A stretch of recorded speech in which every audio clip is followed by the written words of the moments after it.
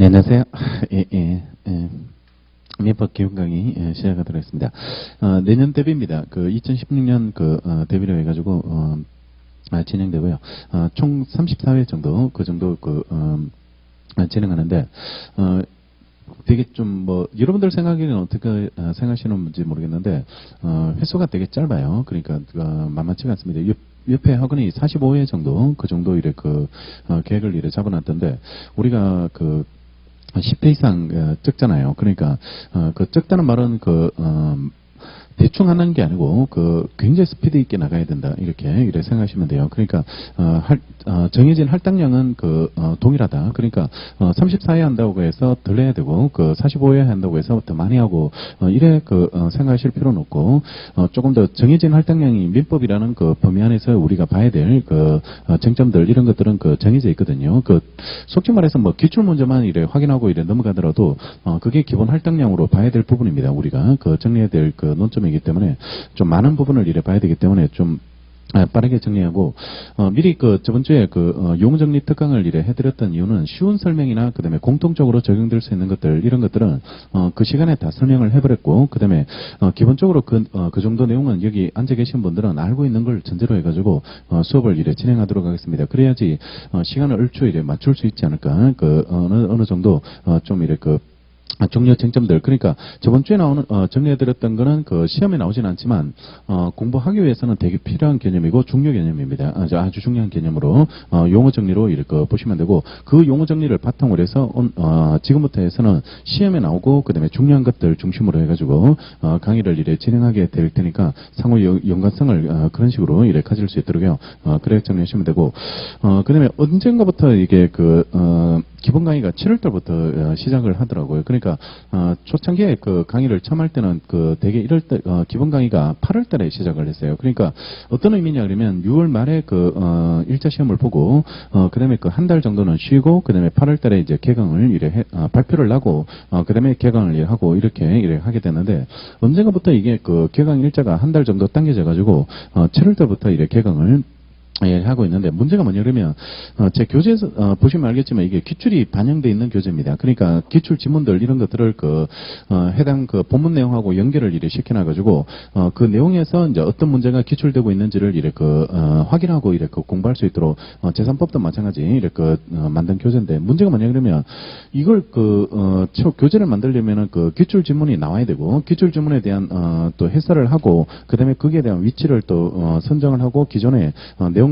조화를 시켜가지고 수록을 해야 되는데 시험이 며칠입니까? 24일인가요? 7일인가요? 그러니까 그때 시험을 보고 지금 2주 있다가 개강을 일주 쉬고 그 다음 주에 개강을 하다 보니까 이게 굉장히 큰 작업이더라고. 이게 거의 다 밤을 새야 되는, 이게 제가 작업해서 넘기면, 그 다음에 위치를 지정해서 넘기면, 이걸 또 이쁘게 편집하는 과정이 또 거치고, 그 다음에 편집이 끝나면 또 인쇄하는 과정을 또 거치게 되고, 이렇게, 재본도 해야 되고, 또, 표지도 만들어야 되고, 이런 과정을 거쳐야 되는데, 이게 거의 모든 사람들이 여기에 다 달라붙어가지고, 이렇게 교재를, 만들고 있는 실정입니다. 그러니까, 다행스럽게도 가족법에 한 6개 정도 문제밖에 안 돼가지고 가족법을 먼저 교재를 출간했고 가족법은 제가 교재를 자주 개정하지 않는 부분인데 이번에는 개정을 안 하고 넘어갈 수 없는 게 법이 바뀌어 버렸습니다. 법이 바뀌어 가지고 내년 올해 10월 달부터 시행되는 후견 부분 이런 부분들이 옛날에 제한 능력자가 바뀌고 나서 후견 제도가 전면적으로 한번 최근에 개편됐잖아요. 개편됐는데 최진실법이라고 그래 가지고요. 친권자와 관련된 논의가 다시 종래부터 쟁점은 많이 됐었는데 개정을 해야 된다라고 이제 문제 제기를 많이 하다가 작년에 바뀌었고 시행이 올해 됩니다. 올해 10월 달부터 시행된다. 그러니까 내년 시험에는 아마 이 교재에 수록되어 있는 이 조문을 반영해서 출제를 한다 이 말입니다. 그러니까 그런 출제 경향을 비춰봐 가지고 이번에 개정을 먼저 했고 제3법을 별책으로 한 책으로 묶어 가지고 같이 출간했으면 좋을 건데 그런 사정 문제가 있더라. 교재를 한 권으로 묶지 못하는 그런 문제가 있고 지금 아직 인쇄도 못 들어갔어요. 제 손해를 떠났고 그다음에 편집하고 또 교정을 보고 이런 과정을 또 거치기 때문에요.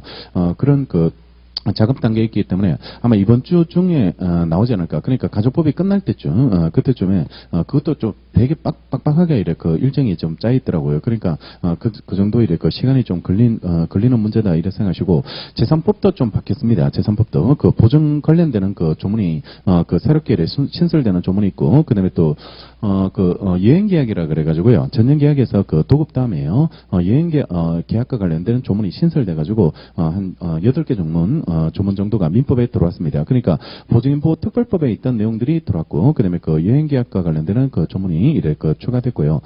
상가임대차법이 원래 5월달에 바뀌었고, 그거는 바로 시행됐거든요. 시행됐는데 출제자가 작년 판례를 기준으로 해서 그 출제를 하다가 잘못해가지고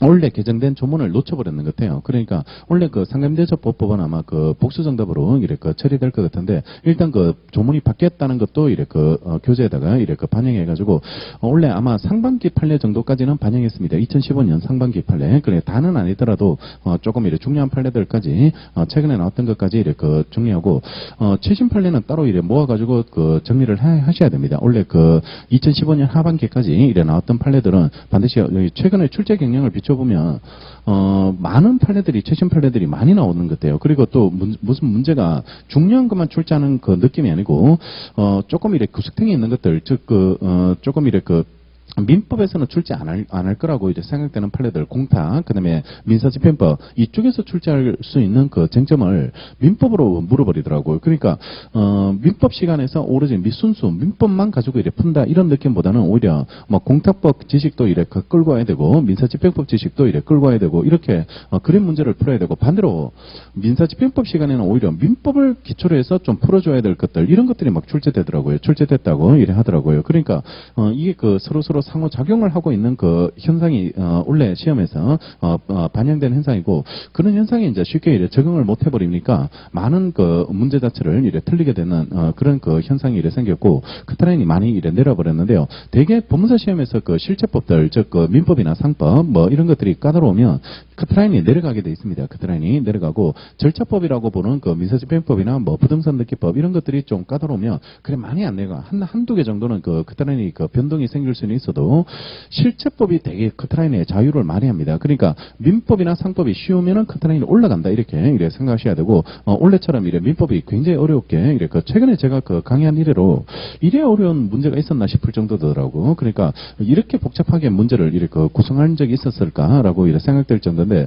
대개 법무사 시험에서 그 민법 문제는 40문제 중에서 한 20문제는 그냥 푸는 문제입니다. 그냥 그저 던져주는 문제예요. 그러니까 기본적으로 뭐 기본 강의 한 번만 이래 들어도 다 풀 수 있는 문제가 한 20문제 정도 그 정도 이래 되는데 원래는 한 문제도 없는 것 같아요. 그런 문제가 한 문제 정도 있을까 말까 할 정도인데 워낙 앞에 것들이 어려우니까 그 한 문제도 못 찾아내는 그런 현상이 그것도 틀려버리더라고. 그것도 주는 문제도까지 이래 틀려버렸는데 워낙 어렵게 나오더라고. 워낙 어렵게 나오고 반 정도는 이래 풀 수 있는 그 부분인데 그러니까 호흡을 이래 하다 보면 왜 중간에 좀 쉬었다가 또 긴장을 했다가 그다음에 좀 호흡을 이래 좀 쉬어가는 코너 이런 것들이 좀 문제 풀다 보면 좀 있어야 되는데 이건 뭐 숨이 제가 직접 풀어봤거든요. 그 시간 재가지고 직접 이렇게 풀어봤는데 숨이 막힐 정도더라고. 이게 막 호흡이 쉬어갈 데가 없다. 특히 저는 또 공탁 본 지 굉장히 오래됐잖아. 그러니까 미세집행법 잘 모르지, 공탁 모르지 이러니까 이런 어려운 문제가 있나 이런 생각이 들 정도로 그러니까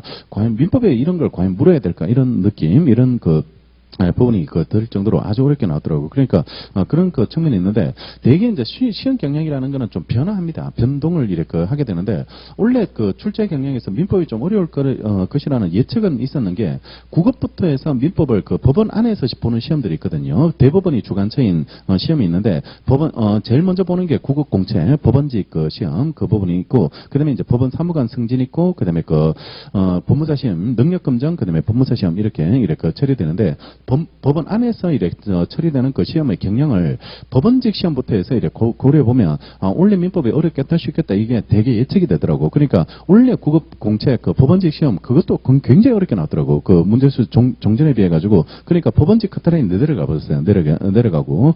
그 다음에 법원 사무관 승진도 작년보다는 어렵게 출제됐고, 그 다음에 이제 법무사 시험도 그런 출제 경향을 이래 보이게 됐습니다. 그러니까 조금 이래 그의 이제 출제자가 이래 어떤 마음을 가지고 어떤 성향을 가지고 출제하는지에 따라서 난이도 조절 자체나 이런 것들이 달라지게 되는데요.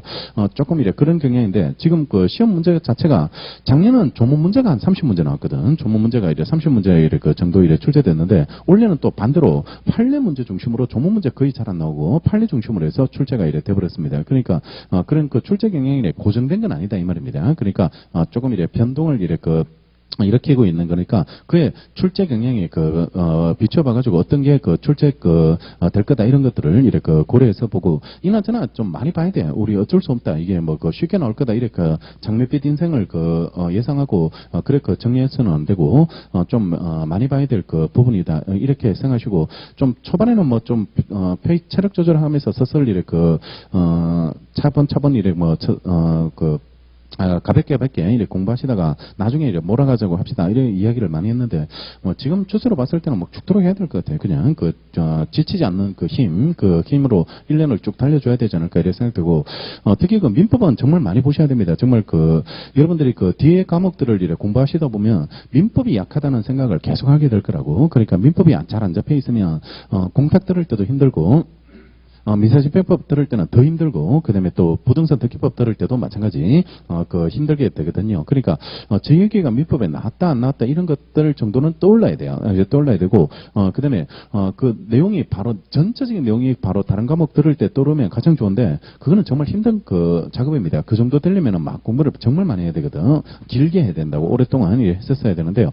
1년 해가지고 그 정도 내용까지는 안 되는데, 대신에 뭘 하면 되냐 그러면 찾아보시면 돼요. 찾아보시면. 그러니까, 저 내용을 내가 민법에서 공부했던 내용이다. 따라서 어느 부분을 있었다라는 게 그게 생각나시면 어차피 사람은 잊어버리잖아요. 망각의 동물이니까 나중에 돌아가가지고 교재를 가가지고 찾아보시고 그걸 연결 지어가지고 이해를 하시면 그러면 범위를 좀 줄일 수 있는 공부가 되게 되는데 이쪽에서 따로 놀고 막 이쪽에서 따로 놀고 민사집행법에서 나오는 민법 이야기는 완전 별개의 민법이고, 여기 민법에서 나오는 민법만 따로 공부한다. 이래 공부해버리면 공부량은 정말 무한정 늘어나지 않을까. 그러니까 굉장히 많은 공부를 해야 되지 않을까. 이런 생각이 되니까, 항상 연결성을 가질 수 있도록요. 과목 안에서 연결성도 가져야 되고, 그 다음에 다른 과목과의 연결성 이런 것도 가져야 되고, 그러려면 많이 볼 수밖에 없어요. 사실 공부를 많이 할 수밖에 없지 않을까라고 생각되고, 그 다음에 여기 진행하다 보면, 제가 암기하라 이런 이야기를 할 겁니다. 아마 이건 좀 외우셔야 됩니다. 이런 이야기를 하게 될 건데, 그러니까 처음 공부하다 보면 이 공부를 어떻게 해줘야 될지 이런 감을 잘 못 잡아요. 이걸 다른 교재를 봐줘야 될지 아니면 이것만 봐도 될지 아니면 또 다른 교재까지 같이 봐야 될지 이런 식으로 생각될 수 있게 되는데, 일단은 원칙은 한 권만 봐야 된다. 한 권만. 그러니까 한 권만 교재는 과목당 한 권만 봐야 된다. 그러니까 지금 시험 과목이 8과목이니까 8과목에서 자기가 시험장까지 끝까지 가야 될 책은 한 권씩만 있어야 되는데, 그게 뭐 기본서일 수도 있고 객관식일 수도 있고 조문집일 수도 있고 선택의 문제는 본인이 선택을 하게 되는데, 이것저것 봐서는 안 된다. 이게 답입니다. 아시죠? 이것저것 봐서는 안 된다. 그러니까 이번에는 기본서 보고 이번에는 뭐 객관식 보고 이번에는 뭐 조문집 보고 이런 식으로 해서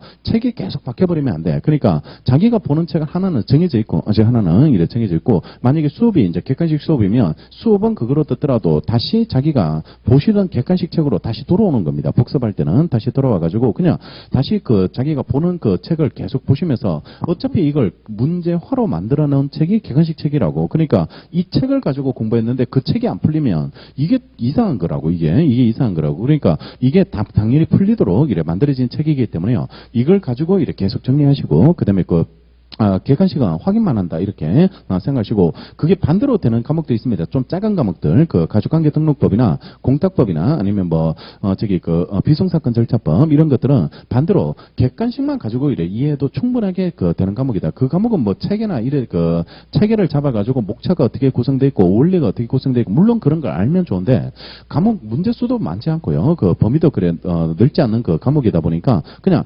객관식만 잘 풀 수 있는 방법만 연습하시면 되고, 그 객관식만 풀 수 있는 방법이 이제 객관식으로 그냥 정리하면 돼. 그러니까 객관식으로 정리한다고 해서 답을 찾아냈다 이걸 공부하는 게 아니고 지문별로 공부하는 거예요. 지문별로. 그러니까 기출이 되게 이 원래 나왔던 3번이 답이잖아요. 3번이 답이면 답이 아니었던 1번, 2번, 5번이 이제 1번, 2번, 4번, 5번이 그것들이 그 중에서 하나가 내년의 답입니다. 내년의 답이다. 그게 이제 기출이 반영됐다 이렇게 평가하게 되거든요. 그러니까 민법도 마찬가지예요. 그러니까 작년에 왜 지문으로 나왔던 게 원래 답으로 나온 게 있거든요. 원래 이래 답으로 나온 것들이 있으니까 지문별로 이래 공부를 해주면 돼. 객관식으로 이래 정리할 때. 그러니까 기본수로 정리할 때는 어차피 전체적인 내용들을 볼 거고, 그다음에 객관식으로 정리할 때는 지문별로 이렇게 공부하시면 되고, 기본수로 정리할 때는 기출이 어떻게 나왔는지를 놓치면 안 되거든. 왜냐 그러면 이론에 몰입돼 버리면 문제 출제되는 걸 놓쳐버리면 문제는 못 풀어버리는 이런 문제가 되기 때문에 그렇기 때문에 제 교재가 이렇게 만들어졌는 거예요. 그 기출이 어떻게 되는지를 확인하면서